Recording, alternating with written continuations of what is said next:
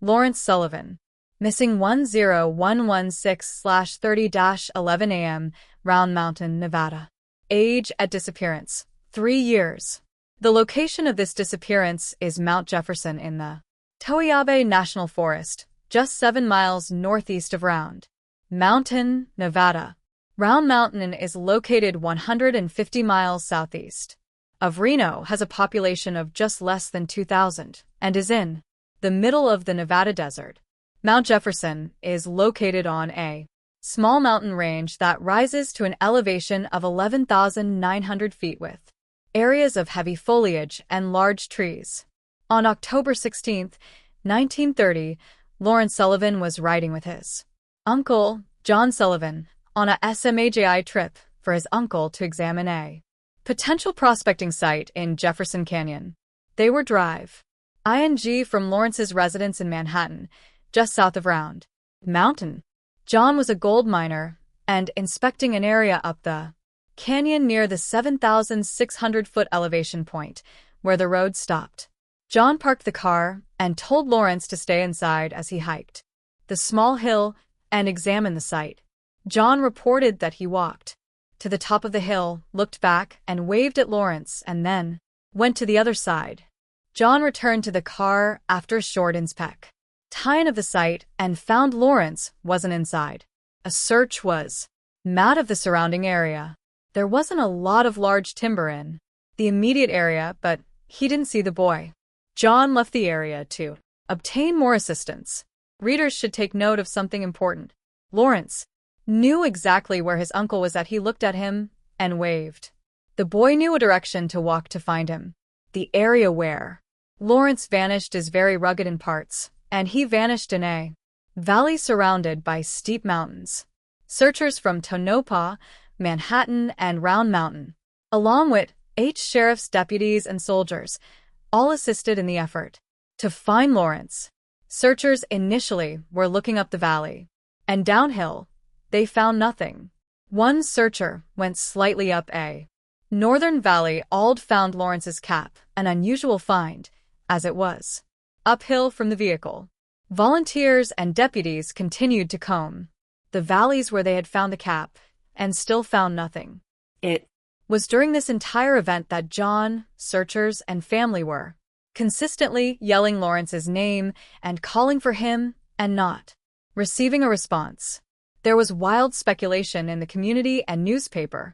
It was actually printed that some felt an eagle took Lawrence, as they found his cap in a canyon a mile away from the car, but they hadn't found tracks. Past the cap, they did find a few small footprints.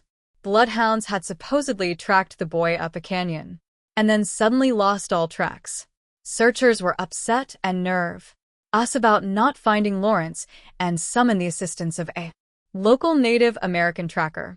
An October 20th, 1930, article in the Reno Evening Gazette had the following description of the search.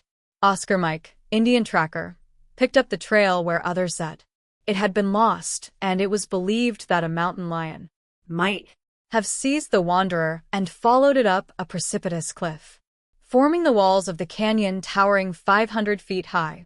The trail led up the face of this almost impassable wall to a bench or shelf scarcely wide enough for an eagle's nest.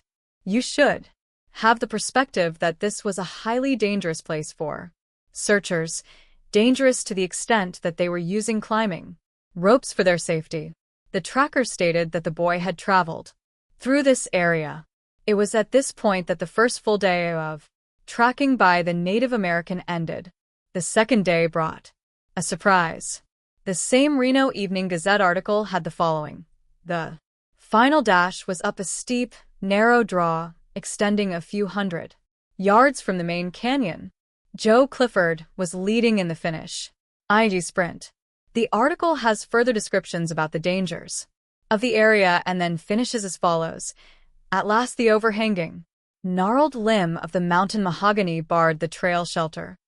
The baby, who is curled up under one protruding bough as an ox yoke circles the neck of a steer. Searchers stated that any sudden movement by the boy could have broken his neck, but that he was asleep when found. He awoke when searchers started to prod him. The boy was found at 6:30 p.m. Lawrence had scraped knees, torn clothing, and scratches over his body. He was slowly taken off the mountain and to a hospital, where he fully recovered. Not one of the dozen newspapers I reviewed for this story had one mention about Lawrence making a statement about what happened to him. An October 18, 1930, article in the Reno Evening Gazette spoke to Lawrence's survival, the most remarkable thing of entire affair, according to Dr. McLeod and others, is that the boy survived the bitter cold nights as the temperature dropped to nearly zero. At the point where the child was found, the elevation is nearly 9,000 feet according to estimates made by the United States Survey Office in Reno. Summary: I've read many accounts about small children found in places that seem impossible for them to reach, and this is one. This not only seems an impossible journey, it also seems an unreasonable assumption that Lawrence would want to go there. Bloodhounds gave up the trek for the boy just when it started to get difficult. It took an experienced Indian tracker to find the boy. There are several instances in my books I write about a child that is found bound by a tree or in a position among branches, and bound so tight they cannot move. It almost sounds as though they were placed in that position to ensure they couldn't move until found. This essentially ensured their safety. The journey to get to Lawrence reminded me of territory occupied by mountain goats, not 3-year-old boys. If rescuers needed to use ropes as a safety device, this region was indeed treacherous. Many of the cases I've written about in the past have included children being found when they were asleep or semi-conscious. Other elements of this disappearance that are similar to others are the increase in elevation that Lawrence took and his body being aired by scratches and bruises. The idea that a little 3-year-old boy traveled 7 miles and went uphill 1,400 feet is an unbelievable story with a happy ending. I'll never believe that Lawrence got to his cliff location under his own power. Something very unusual happened to this small boy. Sylvia Sweet, missing 9/14/44 p.m., 6 miles south of Reno, Nevada. Age at disappearance, 3 years. This incident is centered on a famous dude ranch 6 miles south of Reno, Nevada. The Del Monte Dude Ranch was a location where the wealthy vacationed. It was located next to the mountains that extend from the north shore of Lake Tahoe and is just east of the area known as Mount Rose. The area where the ranch sat was desert, but it was just on the fringe of the mountains. Vacationers went to the 2-story hotel for cycling, horseback riding, tennis, hiking, and relaxation. On September 14, 1944, Mrs. Rosamond Zero Sweet was staying at the ranch with her 3-year-old daughter, Sylvia. Mrs. Sweet was at the ranch establishing residence so she could obtain a divorce from her husband, Richmond Sweet, who was living Providence, Rhode Island. Late that afternoon, Sylvia had been playing with another young companion at a small pond behind the hotel. The companion came into the hotel and told the adults that he had pushed Sylvia into the pond. The parents ran outside and searched the pond and couldn't find Sylvia. The companion's parents questioned him further, and he changed his mind and stated that he actually pushed her in a ditch. There were now many guests and staff in the area, and everyone was searching every ditch and creek in the area. Nothing was being found. Early on that first night, the Washoe County Sheriff was called and responded with a large contingent of deputies. It wasn't long before Sheriff Ray Root took personal command of the scene and all search efforts. Sheriff Root quickly requested assistance from the Reno Army Air Corps. He asked them to assign personnel and horsemen to the search. They did. Within days, there were hundreds of search airs scouring the ranch, hillsides, mountains, ditches, and creeks, looking for Sylvia. Every pond was drained, and every creek was blocked and searched. No Sylvia. The United States Army sent its cavalry into the mountains behind the ranch and literally covered every possible location where the young girl could have vanished. Sheriff Root obviously understood he was dealing with a wealthy family and was throwing everything he had at this search effort. There were conflicting reports that Sylvia was playing with a small boy and another stated a small girl. There was no consistency on this point. It was obvious that the sheriff never considered that the child committed a crime, and whatever happened was probably an accident. There were several rumors at the time that searchers believed that Sylvia was kidnapped, but no officials in the search confirmed this. It was hard for some searchers to believe the kidnapping angle because the area where Sylvia vanished had limited access and quickly got remote behind the resort. On October 16, 1944, over 1 month after Sylvia's sweet disappeared, Sheriff Ray Root formally called off the search. He stated that he was positive that Sylvia didn't drown, and she wasn't in any of the creeks, ponds, or water sources anywhere in the area. The sheriff also stated that he didn't believe that Sylvia wasn't kidnapped, but didn't offer any explanation on what may have happened to the girl. Almost as soon as Sheriff Root announced that the search for Sylvia was terminated, Mrs. Sweet left the ranch and moved to a permanent residence in Long Beach, California. Mrs. Sweet did work through a local Reno attorney and offered the reward leading to the discovery of Sylvia. Sylvia Sweet is one of the most unusual disappearances in the state of Nevada, where the person was never found. Summary. As soon as I started to work on this case, I was constantly thinking about the disappearance of James Bordenkircher in June 1965, 21 years after Sylvia vanished. James was a 2-year-old boy that went missing just after his arrival at the family's cabin in North Lake Tahoe, right on the Nevada border, and just 12 miles southwest through rugged forest from where Sylvia vanished. I believe that it's a very odd coincidence when 2 children, entirely the same age, disappear just 12 miles from one another in a remote area and are never found. I think the correlation between Sylvia and James isn't something that has occurred often in North America, especially when children are never found. Larry Jeffrey, missing 5/28/66-1:30 p.m., Mount Charleston, Nevada. Age at disappearance, 6 years. * disabled.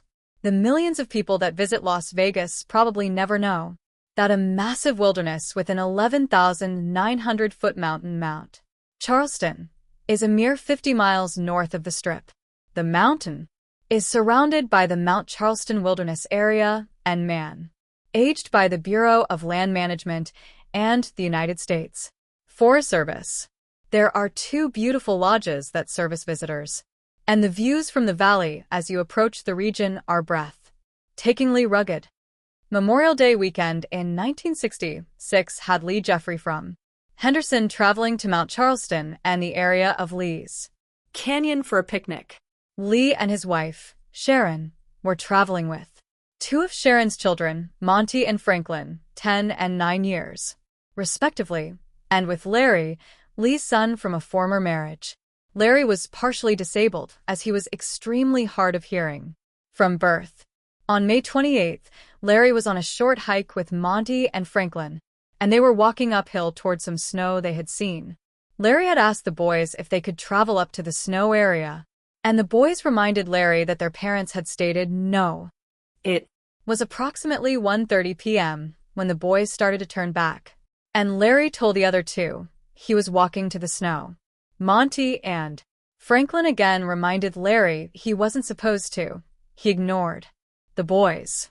This was the last time anyone ever saw Larry. Monty and Franklin went back to their parents and told them about Larry's refusal to come back. The parents immediately went to the location where Larry was last seen and could not find the boy. It was at this point that the United States Forest Service was notified of Larry being lost. The Forest Service notified the Clark County Sheriff's Office, and they notified the Bureau of Land Management. Within hours of Larry being reported missing, over 100 searchers were on site calling and yelling for Larry, with no response. Law enforcement did explain to the Jeffrey family that there were no predators at the elevation where Larry was lost, at least none they knew about. Bloodhounds were brought to the scene and they tracked Larry's footsteps 7 to 10 miles, losing them on the shale rock. Eventually, the search started to be centered on an area called Camp Bonanza, which is in a very rough region of the mountain. In Innu, Sewell development, searchers found traces of Larry in an interesting place, as is outlined in the May 30th, 1966 article in the Nevada State Journal.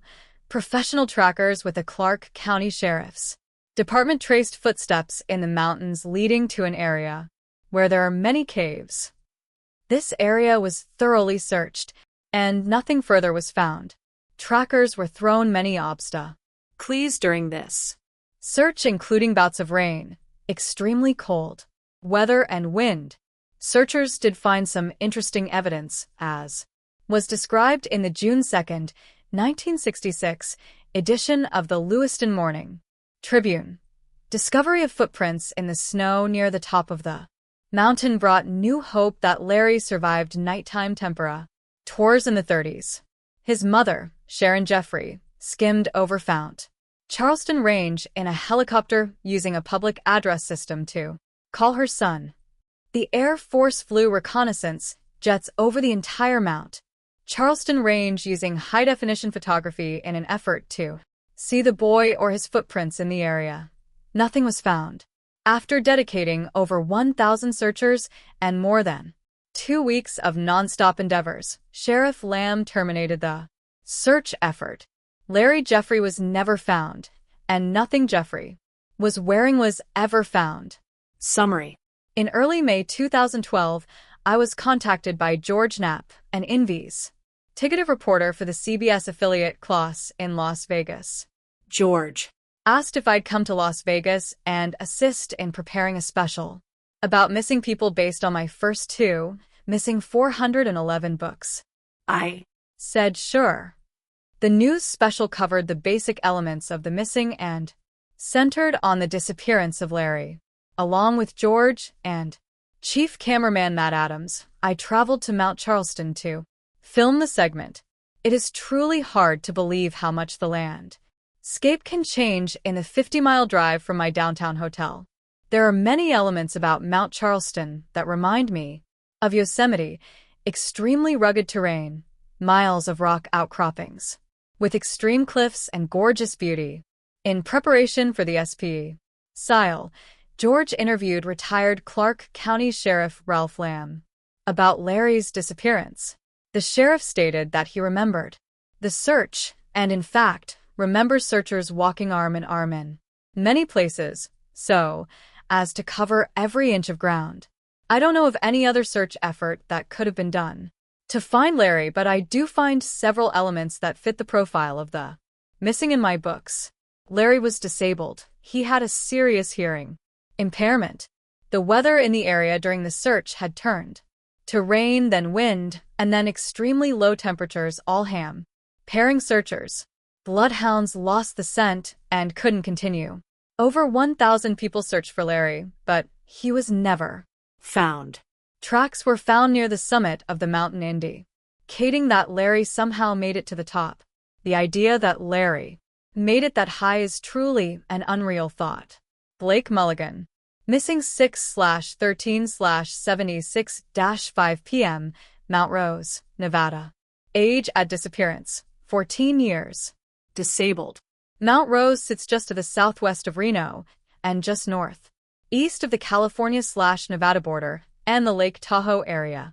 The Mount Rose ski area occupies most of the region, which is rocky and very rugged. Once you summit at 10,776 feet, you have a calm Mondang view of Carson City and Reno Valley. The area is part of the Mount Rose Wilderness Area.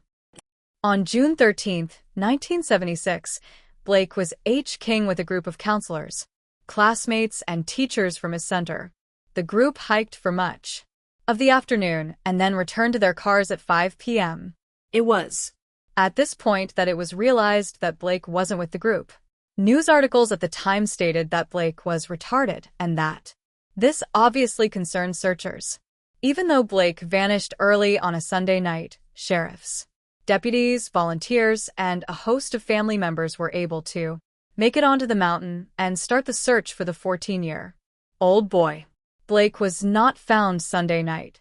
Monday brought the Nevada Air National Guard and its helicopter, the horse posse from the Washoe County Sheriff's Department, and airplanes from the Fallon Naval Air Station and the Sure IFF's Air Patrol. A local casino also got involved in the search effort. Harvey's wagon wheel donated an additional helicopter, which National Guard pilots flew. Ground troops were utilizing multiple bloodhounds, which had no success in picking up a scent. There were hundreds of searchers in a relatively small region, all looking for one boy. A June 15, 1976, article in the Nevada State Journal explained what they had discovered during the search. Officers said that the trail was leading down the mountain toward Long Valley south of Mt. Rose. This is an interesting statement, as the boy supposedly was already somewhere near the bottom of the mountain when he was with the group. Were they implying he walked back up? Late Sunday, searchers found Blake's shoes and socks.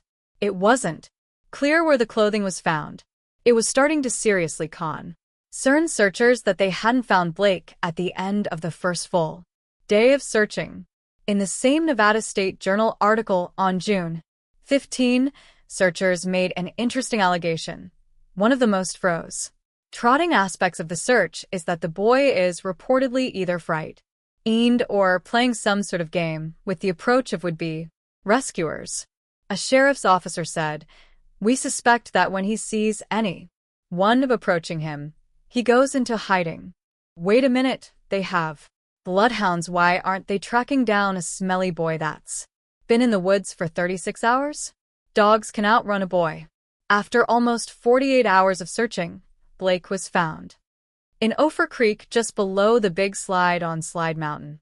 A June 16, 1976, article in the Nevada State Journal stated, Swinney, the sheriff's spokesperson, estimated the youth walked 7 miles. After leaving the group, he said the boy worked his way down, then began to go back up the mountain. The implication of this statement was that Blake had gone up and down Mount Rose and Slide Mountain at least twice, once with and once without the group. If Blake had made that many trips around Mount Rose and Slide Mountain and was eventually found below Slide Mountain on Ophir Creek, the boy traveled far more than 7 miles. Summary: there are many aspects of Blake Mulligan's disappearance that are truly fascinating. Blake disappeared almost in the geography Cal center point between where Sylvia Sweet was lost, 911 for 144 in southern Reno, and where James Bordenkircher vanished, June 12, 65, in North Lake Tahoe. Many of the people who vanish are found in a creek bed. James was found in Ophir Creek. Many of the missing shed clothing or are missing shoes, as was Blake. One of the most unusual aspects of missing persons phenomena is that there seems to be an abnormal amount of disabled children who disappear. The temperatures at night while Blake was missing got as low as 20 degrees. Blake was found in good condition without any serious injuries or exposure issues. No 1's articles reported that James was found thirsty, hungry, and tired. There was no description of the condition of his feet.